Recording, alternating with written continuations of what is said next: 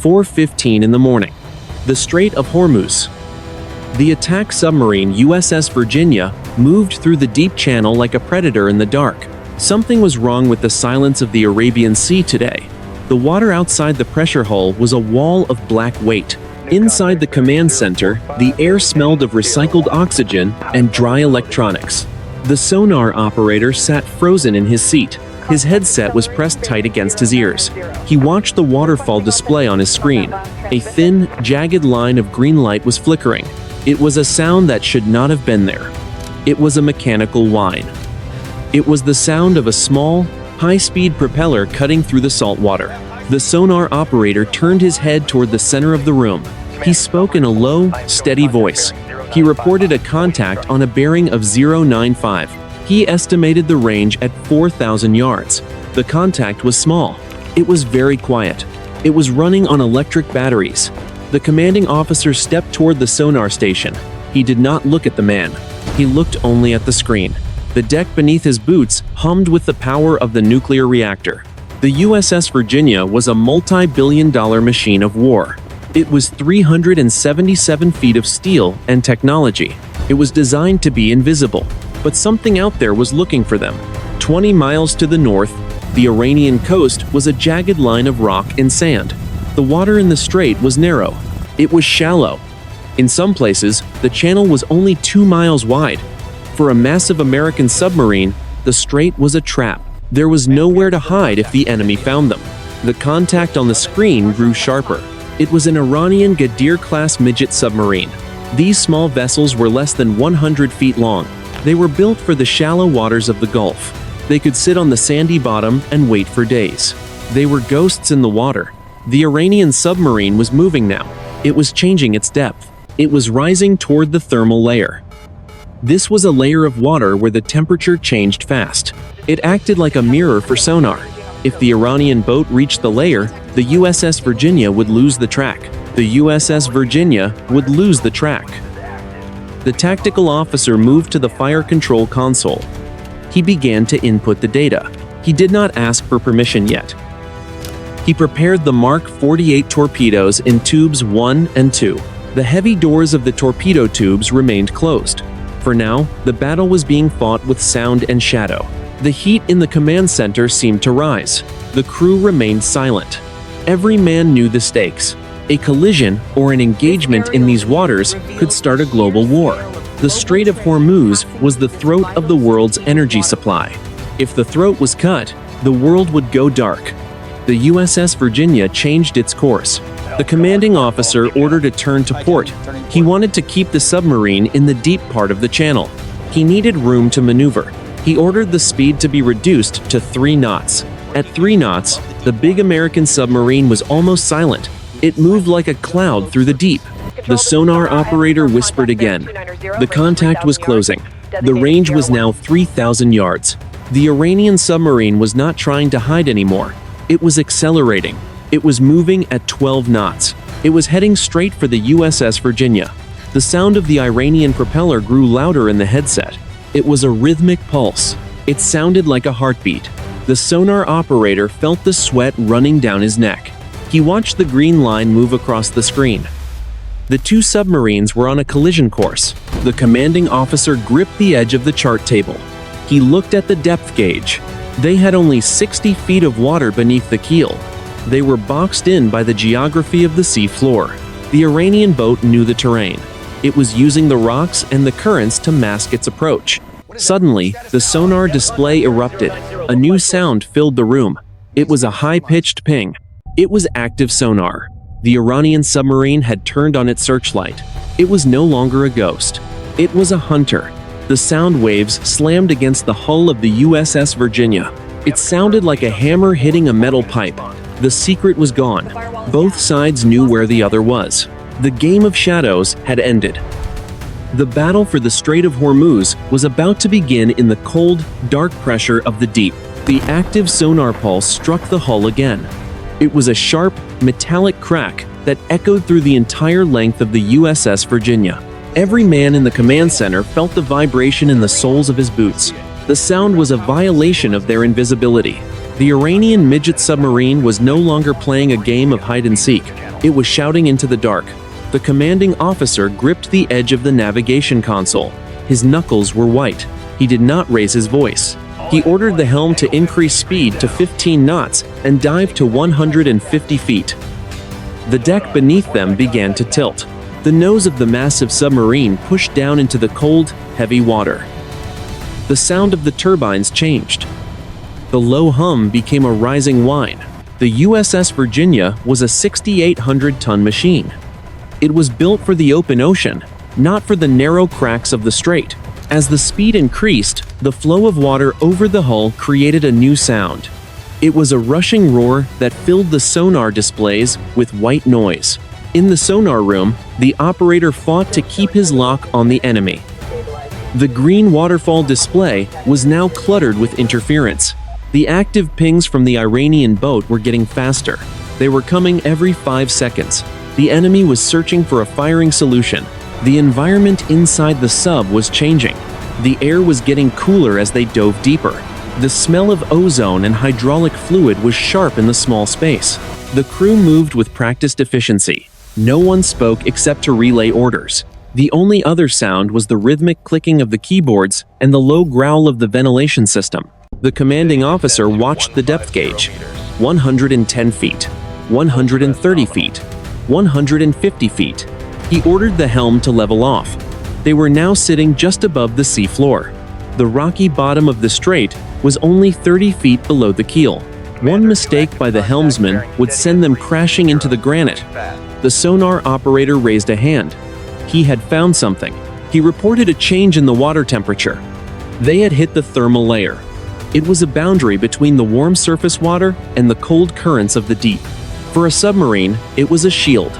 The temperature difference bent the sound waves of the active sonar. The next ping from the Iranian boat was muffled. It sounded like a distant hammer hitting a pillow. The USS Virginia was slipping into the acoustic shadow.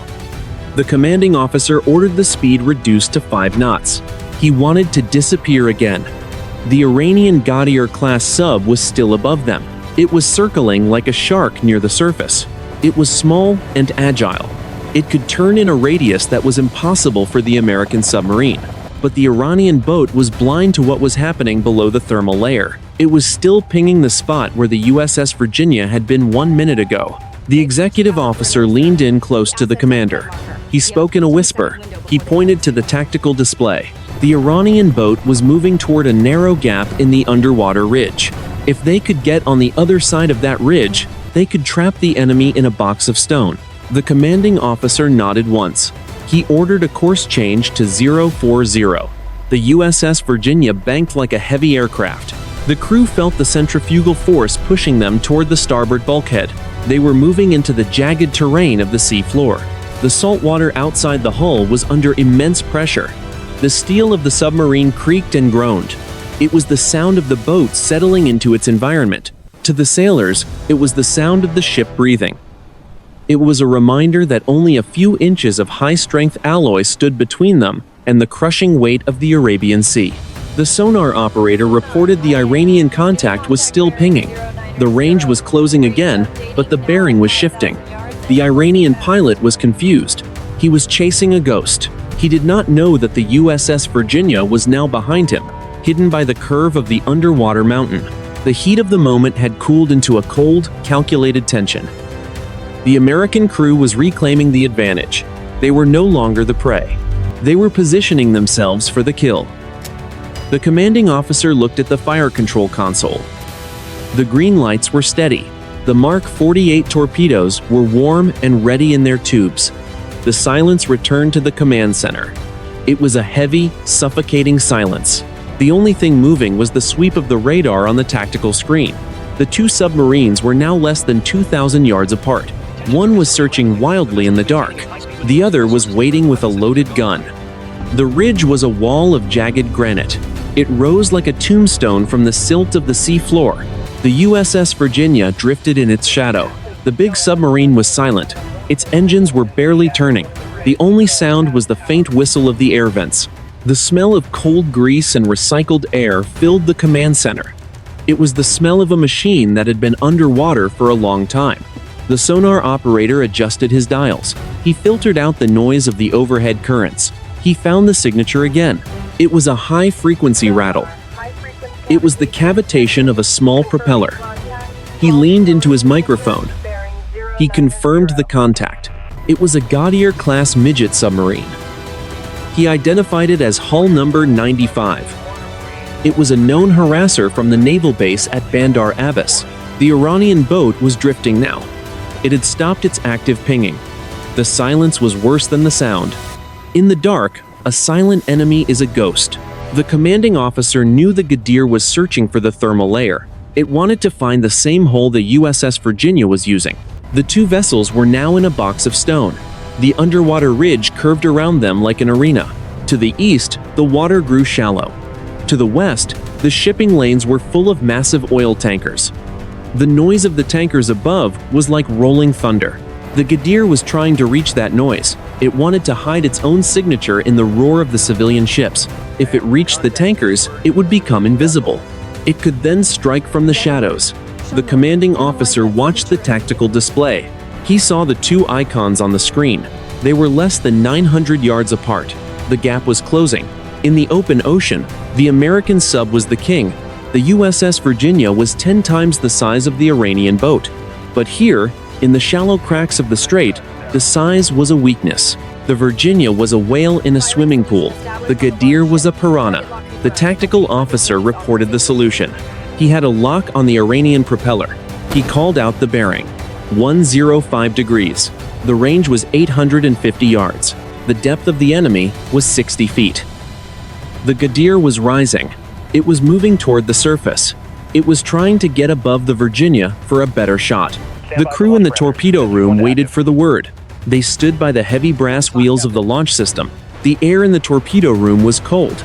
It smelled of heavy oil and hydraulic fluid. The Mark 48 torpedoes sat in their racks. They were long, green cylinders of destruction. Each one carried 650 pounds of high explosives. Inside the command center, the tension was a physical weight. The deck plates were cold through the soles of the sailors' shoes. The green light of the consoles reflected in the eyes of the crew. No one moved. No one blinked. They were waiting for the Iranian boat to make the first move. They were waiting for the sound of a torpedo tube opening. The sonar operator suddenly stiffened. He pressed his headset closer to his ears. He heard a new sound. It was the rush of high-pressure air. It was a sound every submariner feared. It was the sound of a weapon being launched. He shouted the warning, "Torpedo in the water, bearing 090." The sound was a high-pitched scream. It was getting louder by the second. The Iranian boat had fired first.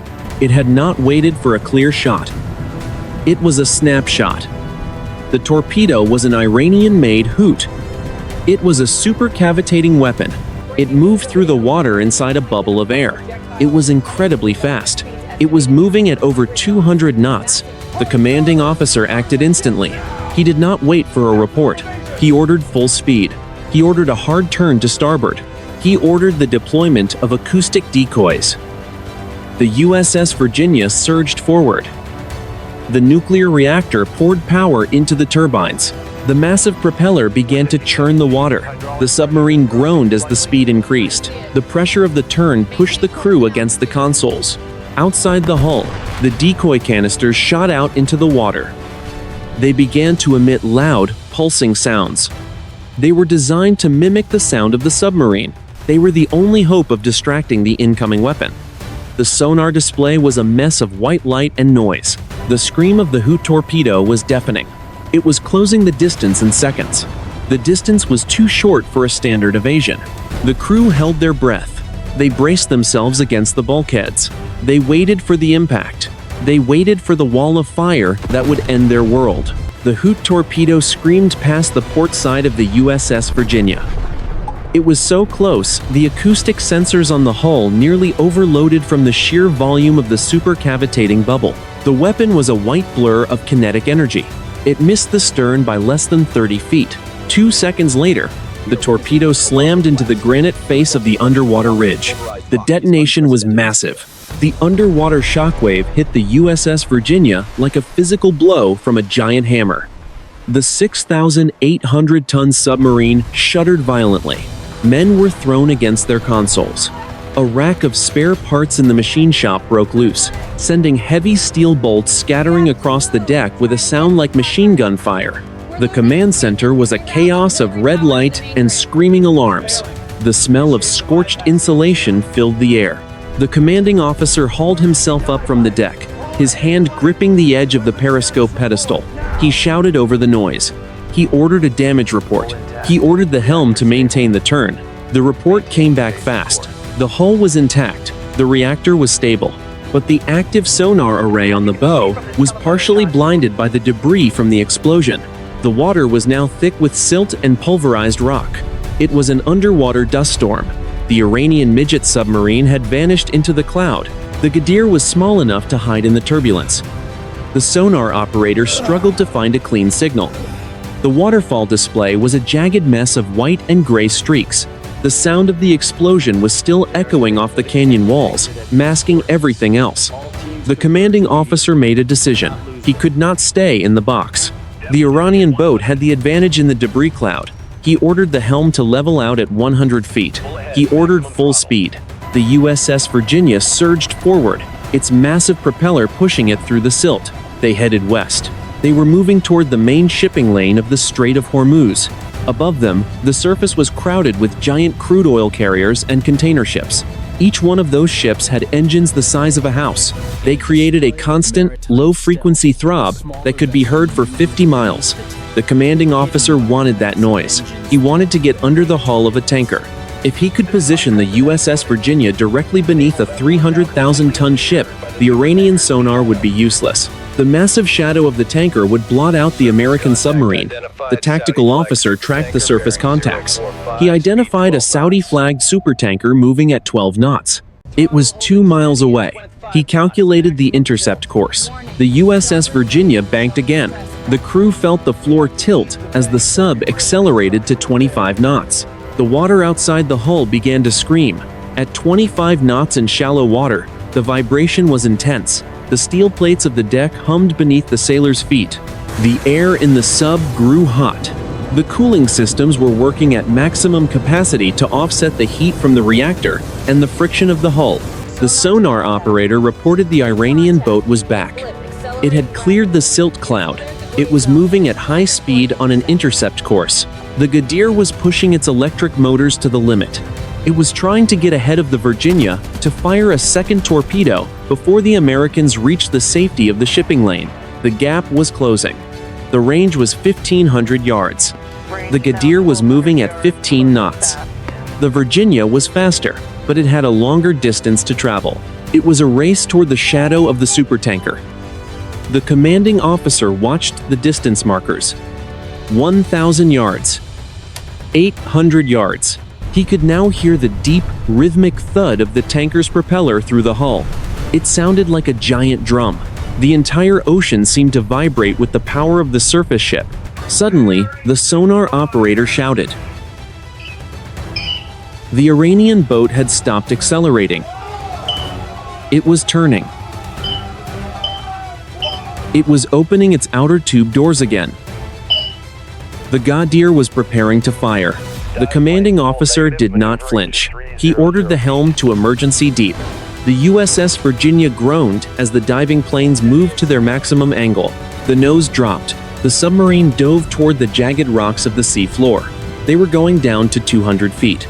It was the absolute limit of the water depth in this part of the strait. The pressure increased instantly. The hull creaked as the deep water squeezed the steel. The sound of the tanker above grew louder. A deafening roar that filled the command center. The USS Virginia was now a shadow beneath a shadow. The Iranian submarine fired, but the shot was wide. The Ghadir pilot had fired too early, blinded by the wash from the tanker's wake. The second torpedo went spinning off into the deep water, its guidance system confused by the massive acoustic signature of the surface ship. The USS Virginia was safe for the moment, but the battle was far from over. The commanding officer looked at the tactical map. He was now in position. He had the cover he needed. It was time to stop running. The massive hull of the Saudi tanker was a ceiling of rusted iron. It was only 50 feet above the sail of the USS Virginia. The roar of the tanker's engines was a physical weight. It vibrated through the water. It rattled the bones of every man in the command center. The sonar screens were a storm of yellow and orange noise. The commanding officer wiped sweat from his forehead. He looked at the tactical display. The Iranian Ghadir was 500 yards away. It was hovering just outside the wake of the tanker. It was blind. It was searching for the American sub in the chaos of the surface noise. The time for hiding was over. The Virginia could not stay under the tanker forever. They were running out of room. The shipping lane was turning north. The water was getting shallower. The commanding officer spoke 3 words. Enter the solution. The fire control technician moved his fingers across the glass. The computer calculated the intercept. It accounted for the speed of the tanker.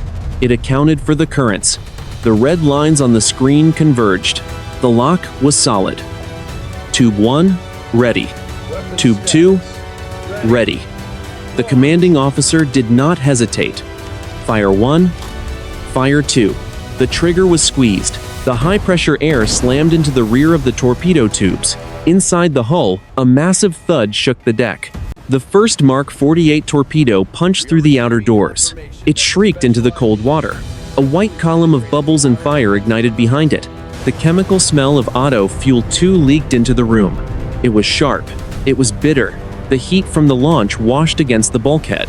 The sound was a low, guttural roar. It was the sound of 600 pounds of fuel burning in a second. The second torpedo followed instantly. 2 streaks of white death tore through the dark water. They were moving at 50 knots. They were hungry for the Iranian hull.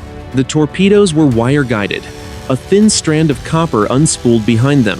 It connected the weapons to the brain of the USS Virginia. The tactical officer could steer them like a remote-controlled car. He watched the displays. The 2 green dots moved toward the single red dot. The Iranian pilot heard the launch. The sound of the Mark 48 was unmistakable. It was a high-frequency scream. It was the sound of a predator closing in. The Ghadir reacted in a panic. It did not have decoys. It did not have the speed to run. The midget sub turned hard toward the surface. It was trying to get into the air. The pilot thought he could escape the water, but the Mark 48 was faster. It adjusted its depth. It followed the Ghadir up toward the light. The water around the Iranian boat began to boil. The propeller of the midget sub was cavitating wildly. It was screaming in the sonar headset. The operator watched the gap close. 400 yards. 300 yards. The command center of the Virginia was silent again. The only sound was the clicking of the guidance computer. The tactical officer kept his hand on the joystick. He was focused. He was precise. He nudged the torpedoes into the center of the Iranian signature. Outside, the sun was beginning to rise. A thin sliver of gray light reached down through the surface of the strait. It illuminated the green hull of the Ghadir. The small sub looked like a toy against the scale of the ocean. The 2 American torpedoes were right behind it. They were closing the final 50 yards. The first Mark 48 torpedo found its mark. The warhead punched straight into the stern of the midget submarine. 600 pounds of high explosives detonated with a fury that the shallow water could not contain. The force was absolute. The small steel hull did not just break. It shattered into thousands of jagged fragments. A massive fireball bleached the dark water white for one brilliant second. The heat was intense enough to boil the sea in an instant. The pressure wave was so violent, it crushed the remaining air inside the Iranian boat. The second torpedo sensed the destruction. It detonated in the heavy wake of the first. A double shockwave sent a wall of water slamming into the seafloor. Inside the USS Virginia, the world tilted. The shockwave from the twin detonations traveled through the water at the speed of sound. It slammed into the American hull with the force of a high-speed collision. The massive submarine groaned. Men were thrown against the bulkheads. The lights in the command center flickered and died for 2 heart-stopping seconds. Emergency red lanterns kicked on. The air was suddenly thick with the smell of dust and ancient grease shaken loose from the overhead. The deck shuddered with a deep, resonant vibration that felt like the ship was being torn apart. The sonar operator felt his headset vibrate against his skull.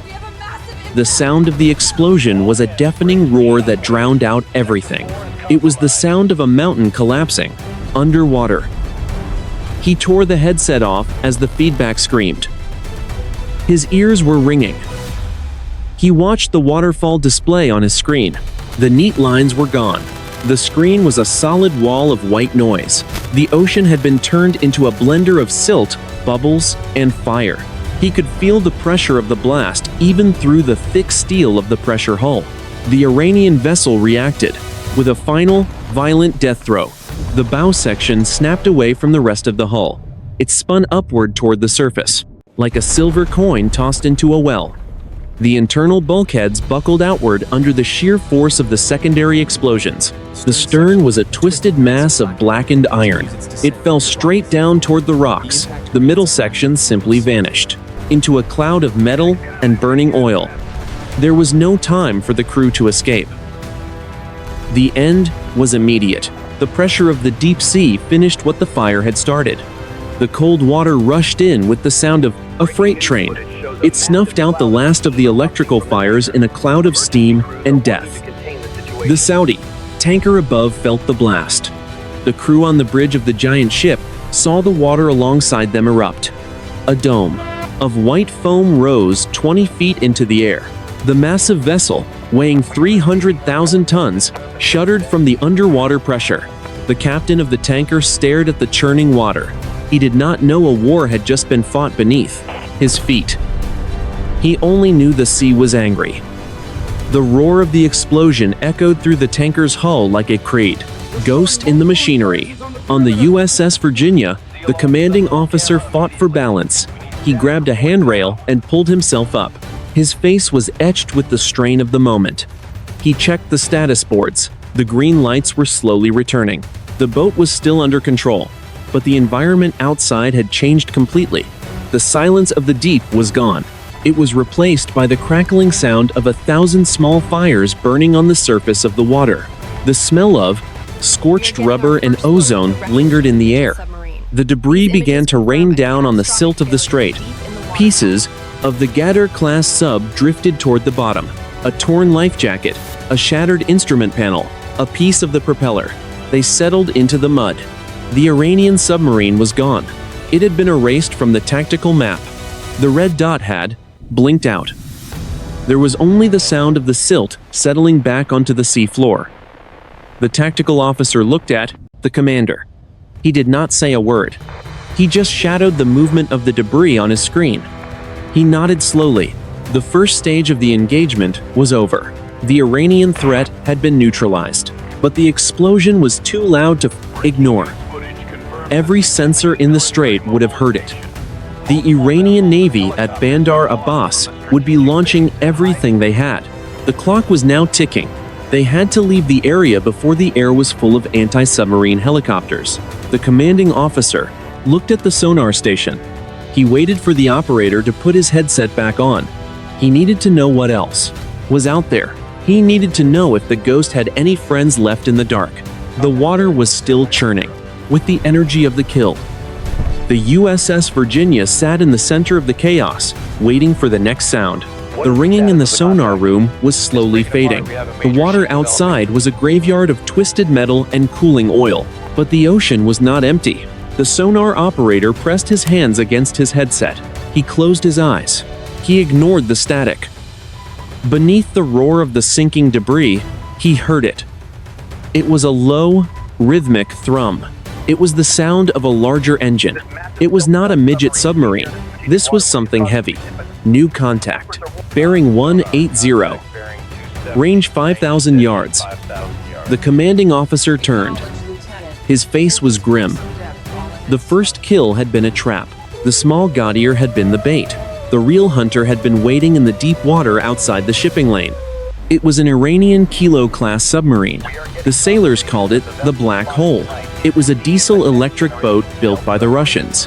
When it ran on batteries, it was one of the quietest submarines in the world. It was now moving to block the exit from the strait. The USS Virginia was still vibrating from the first blast. The air in the command center was hot. Brace for impact. Close those blast doors now. The tactical screens flickered. The damage to the bow array was serious. They were half blind. They could not see what was directly in front of them. "We need a solution," the commanding officer said. His voice was a rasp. The tactical officer worked the controls. He deployed the towed array. This was a long cable of sensors. It trailed 2,000 feet behind the submarine. It moved away from the noise of their own propeller. It listened to the deep. It was their only way to see through the murk of the explosion. The Kilo-class was closing. It was at 4,000 yards. It was pinging now. The sound was a deep, resonant boom. It felt like a heartbeat in the water. The Iranian captain was confident. He knew the American sub was damaged. He was not hiding anymore. He was hunting. Locking on, the tactical officer whispered. The computer began to build the track. The towed array was picking up the Kilo signature. The green line on the screen was thin but steady. They were drawing a bead on the center of the Iranian hull. The target was moving at 12 knots. It was diving to 300 feet. Tube 3. Open outer doors. The sound of the heavy brass gears filled the torpedo room. The flood valves opened. Water rushed into the tube. The Mark 48 ADCAP torpedo was now live. Its internal brain was talking to the ship's computer. It was programmed for a terminal intercept. It would not miss. The commanding officer watched the countdown. The Kilo was almost in the kill zone. The range was 3,000 yards. The water was clear here. There were no tankers to hide under. It was a straight fight in the dark. The environment was a cold, silent void. The only light came from the glowing consoles of the command center. The crew held their breath. The only sound was the steady pinging of the enemy. It was getting faster. The Kilo was preparing to fire its own wake-homing torpedoes. The distance was closing by the second. "Terminal solution reached," the tactical officer said. The commanding officer did not blink. He kept his eyes on the screen. He was waiting for the perfect moment. He was waiting for the enemy to commit. The pressure in the room was suffocating. The tension was a wire pulled to the breaking point. The USS Virginia was ready to strike again. The second hunter was about to become the prey. The order was seconds away. The countdown on the fire control screen reached 0. The tactical officer's finger hovered over the final authorization. The command center of the USS Virginia was a tomb of silence, broken only by the rapid, frantic pinging of the Iranian Kilo-class submarine. The enemy was 3,000 yards away and closing fast. The Iranian captain had committed to the attack. He had turned his bow toward the American sub, exposing his most vulnerable point. The commanding officer spoke the final command. "Fire tube 3." The trigger was squeezed. Inside the torpedo room, the high-pressure air system engaged with a chest-thumping roar. The Mark 48 ADCAP torpedo was slammed out of its tube and into the freezing salt water. The weapon's engine ignited instantly. A violent column of white fire and bubbles punched backward through the wake, the heat washing across the outer hull of the USS Virginia. The sharp, acrid smell of burning chemical propellant leaked through the ventilation for a split second. The torpedo shrieked as it accelerated to 45 knots, its internal sonar locking onto the massive acoustic signature of the Kilo-class hull. The Iranian submarine realized the danger too late. The Kilo tried to dive, its massive diving planes tilting to their maximum angle to catch the downward current. The Iranian pilot pushed his engines to the red line, the propeller cavitating and screaming in the water. It was a desperate, thrashing reaction. The Kilo began to fire its own torpedoes in a frantic spread, but they were unguided snapshots fired in a blind panic. The Mark 48 was a relentless predator. It did not follow the Kilo's frantic turns. It calculated the lead. It dove deep, slipping underneath the Iranian boat's acoustic shadow.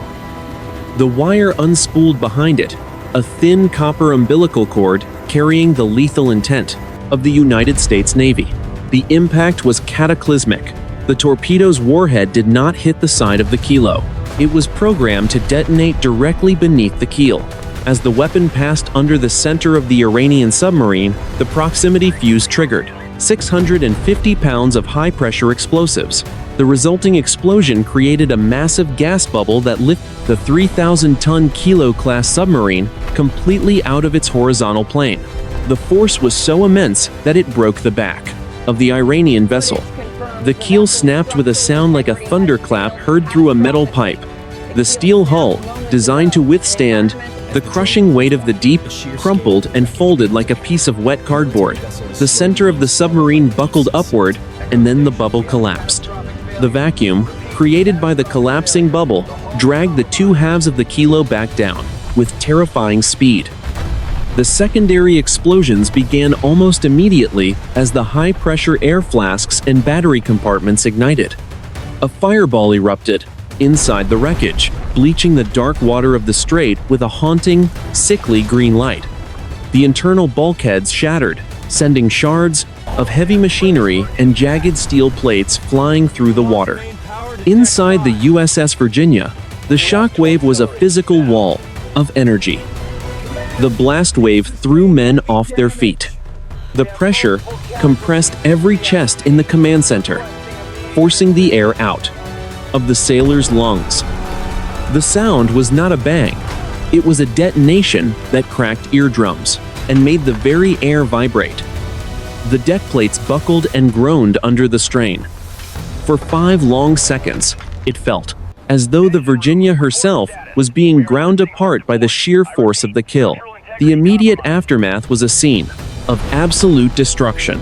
The Kilo class was gone. The two halves of the ship were spinning into the dark, trailing clouds of black oil and debris. The sound of the explosion faded into a series of low, metallic groans as the water pressure finished the work, crushing the remaining air pockets inside the wreckage. The silence returned to the Strait of HORMUZ, but it was a heavy, suffocating silence. The sonar operator slowly put his headset back on. His hands were shaking. He looked at the waterfall display. The jagged green line that had represented the Kilo class was gone. There was only the static of the settling silt and the faint, ghostly pinging of his own array reflecting off the debris. The commanding officer stood in the center of the red-lit room. He did not look at his men. He looked at the empty screen. The second hunter had been neutralized. The throat of the strait was clear of enemy steel. But he knew the world above would be erupting in chaos. The kill was over. Now, the survival began. The ocean was a graveyard of iron and oil. Thick, black diesel bubbled to the surface in the gray light of dawn. Thousands of pieces of the Kilo-class submarine drifted toward the silt of the sea floor. The sound of the explosion was a fading echo against the canyon walls. It was a dead sound. It was the sound of a battle that was already over.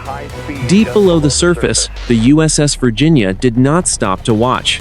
The commanding officer stood at the center of the red-lit command center. His face was a mask of sweat and grease. He looked at his crew. They were exhausted. Their eyes were sunken, but they were still at their stations. They had survived the trap. The commanding officer ordered a course for the open sea. He wanted to get out of the strait before the Iranian Air Force arrived. The USS Virginia turned its back on the wreckage. The massive propeller began to churn. The submarine moved at 20 knots. It headed south toward the deep blue of the Arabian Sea. The damage to the bow was heavy. The active sonar array was a twisted mess of wires and ceramic plates, but the pressure hull was tight. The nuclear reactor was purring like a giant cat. The boat was still a lethal weapon. It moved through the water with a heavy, purposeful grace. In the torpedo room, the crew began the work of reloading. They moved with quiet precision. They wiped the oil from the deck. They checked the seals on the remaining tubes. The air was cold and smelled of high-pressure air and hydraulic fluid. No one spoke. The only sound was the clinking of wrenches and the low hum of the machinery. They knew the danger was not gone. They were still in enemy waters. The sonar operator kept his hands pressed to his headset. He listened to the surface. He heard the high-pitched whine of fast patrol boats. They were 5 miles behind them. They were searching the oil slick. He heard the rhythmic thumping of helicopter blades. The Iranian Navy was looking for a ghost, but the USS Virginia was already miles away. It was running deep. It was running silent. The commanding officer watched the depth gauge. 200 feet, 300 feet, 400 feet. They were moving out of the shallow shelf. They were reaching the edge of the continental slope. The water was getting darker. The pressure was getting higher. Above them, the Saudi tanker continued its journey. The captain of the tanker reported a massive underwater disturbance. He reported a sighting of oil and debris. He did not know what had happened. The world would wake up to news of a mysterious explosion in the strait. The price of oil would jump 10% in an hour. Diplomats would begin to scramble. But the USS Virginia would not be part of that conversation.